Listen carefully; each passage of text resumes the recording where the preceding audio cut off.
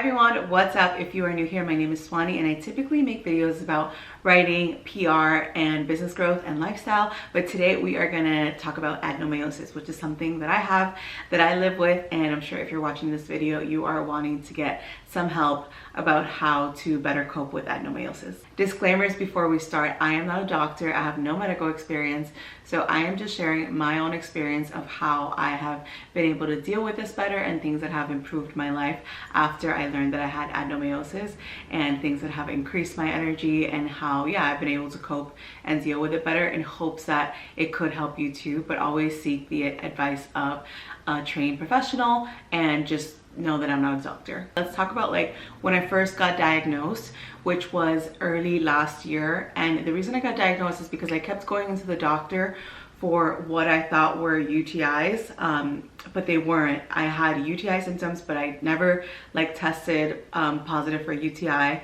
I had fatigue. Like fatigue was what really made me like go deeper into like searching for help, because I just felt that I was always tired.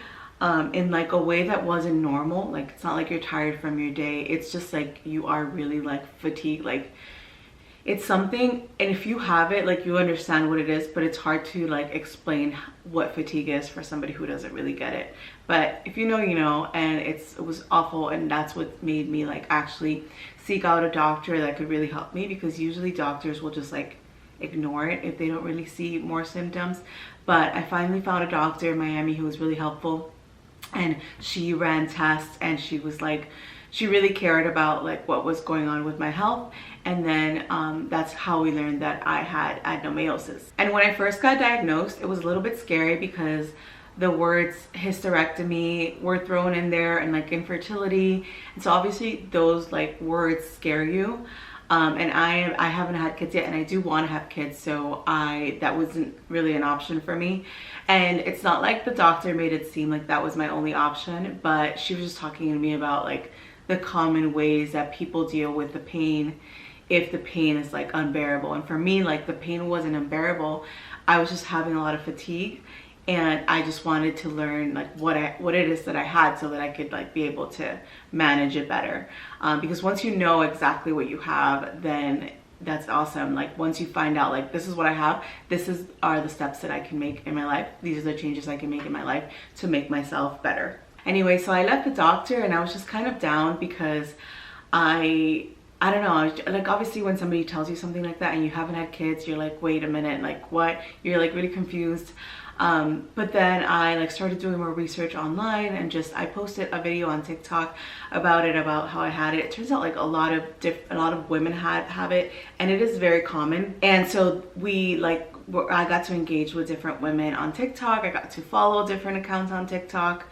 And then to just research like what I could do to make myself better. So here are some things that I did, and that really helped me, and that I highly recommend that you do if you are wanting to alleviate your pain. So the first thing is obviously going to be diet and weight loss. So if you are overweight, like I am overweight right now, I am actively trying to lose weight to be able to just have more energy and just feel better. Like, for me and weight loss, before it used to be like more of an aesthetics thing, like how I look. Now it's like almost completely just about my health and how much energy I have, because I have to like create things and work and do all of these things that I have to do in a day, so I need like the energy to do that.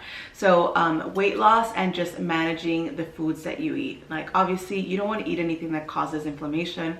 Alcohol causes inflammation. I like to have cocktails every now and then. Actually, I like to have cocktails like every weekend, but I've been trying this year to manage it better. Like, I did dry January, it was really helpful. I drink a lot less now than I used to before, and I'm just very conscious of like how I'm drinking and when I'm drinking. So that really helps. Like, if you can manage like any food that causes inflammation, if you can decrease your intake of that food. And then another thing that has really helped me is eating a lot of like prioritizing protein, which is what everybody says, prioritize protein, because that has kept me just full for longer, and it has kept my energy levels stable. So I used to do keto. I have a ton of keto content on my account, and keto I think is amazing for weight loss. I think it's an amazing diet and lifestyle, but I got to a point where I couldn't like keep up with it, and every time that I try to like redo it again, just because keto gives you so much energy and you're not hungry, you don't like think that much about food. Like the benefits of keto are really amazing, but for me at this time it has just been impossible to keep up with it, and so I just haven't I haven't even resorted back to it. But keto is a great diet if you are looking to increase your energy and lose weight. But I have actually I've been trying to eat 90 grams of protein a day or more, which is something that I have learned from a dietitian on social media. I'll leave her handle here. It's Dietitian with Twins, and she just talks about like maintaining blood sugar levels and just eating, like prioritizing protein, not restricting, but also not eating that many carbs. Like I am someone who doesn't need that many carbs. My body functions better when it gets energy from fat, and I don't need to be having that many carbs a day. I've learned that about my body. So also just learning like what your body needs and what foods you feel better eating. I also, when I first found out, I bought this book. It's called The 4-Week Endometriosis Diet Plan. I know it's not adeno and endo are similar, but they're not the same things. But this book actually had really cool recipes. So if you're just like kind of wondering where to start and need like just something to tell you this is what you should eat, this book had some really cool recipes that I still make today, just like randomly. Like I don't follow the meal plan per se, but I do follow some of the recipes in this book, and they're really yummy and simple, mostly simple.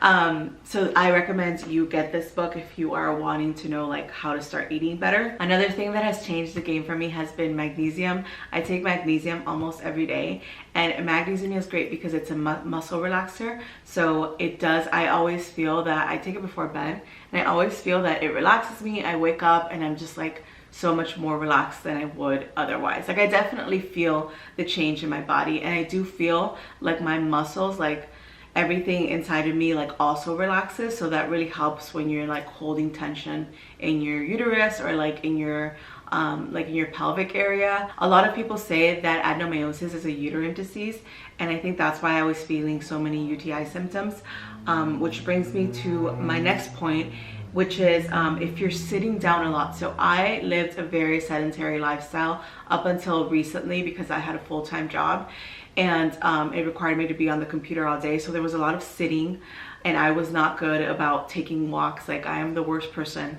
Like I will go and work out and do like a Pilates class and a yoga class at a studio, but I'm really bad about taking my daily walks and making sure that I get enough steps.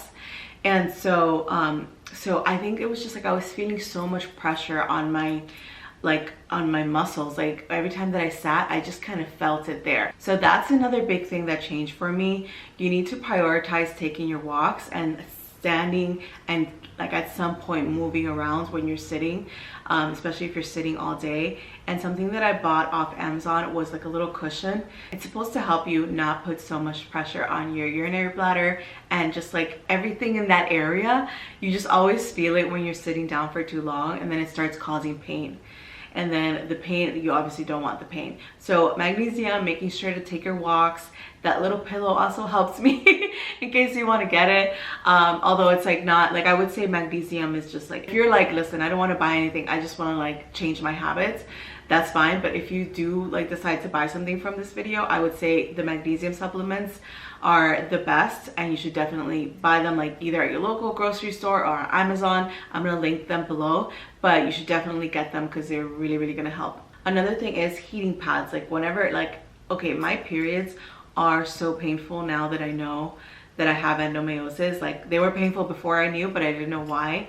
And now it's just like they're on a different level of pain. So whenever I have my period, I just like don't do anything. Like I don't even try to like go work out or do whatever, because I just know that my energy, like I have like fatigue, like I can't do things. I just need to rest.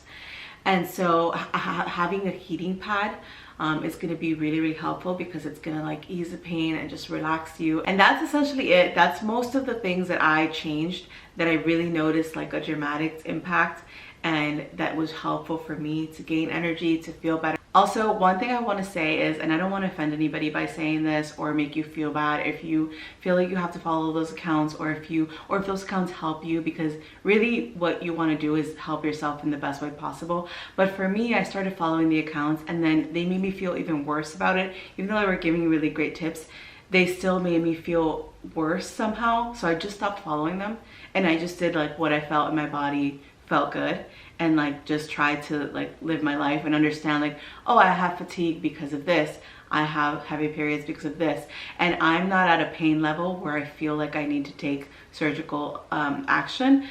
So I'm still like at a very low pain level. I can still manage it with lifestyle changes. I would say something that's very important, especially when you have something like this, is like keep a positive outlook. The only reason I stopped following well, not the only, but one of the reasons I stopped following the accounts were like they were talking a lot about hysterectomies and infertility, and like I just don't want to consume that energy. Like I don't want like sort of see that right now, because I'm not even in a place where I do want to have children, but I'm not trying to have children right now. It's not, infertility is not an issue for me yet. So I don't want to like get ahead of myself. And in the future, it could very well not be. So I just don't like, I didn't want to surround myself with that. And if that's how you are too, then I recommend just sort of doing your research, making some changes, and then going on about your life. I think that's the best thing that you could do, and not thinking about it too much, or not thinking about it as like a crutch to your everyday, unless it actually is, like unless you're at a pain level where you feel like you need to make more changes and you need to seek out like more help, then that's different. But in terms of me, I am at a low pain level. Once I made these changes, the pain got a lot better, and it just got a lot better to live with. And now I barely feel any pain unless I am sitting for too long. Like sometimes they'll come when I'm sitting for too long, or if I'm getting my period. If I'm getting my period, I'm fatigued, I'm in pain, like that's just, I just know that that's gonna happen. But for the most part, I try to keep a positive outlook and just do what's best for me and my health. So I hope this video has helped you. If you want more content about this topic specifically, I'm happy to make more. I'm happy to do like a what I eat in a day to manage, and give you some examples of some recipes actually from this book that I still make, and some recipes that have helped me feel better and keep my energy stable. I am human, so I don't always follow them to the T, but I know exactly like what makes me feel better, and I think that's a good place to be.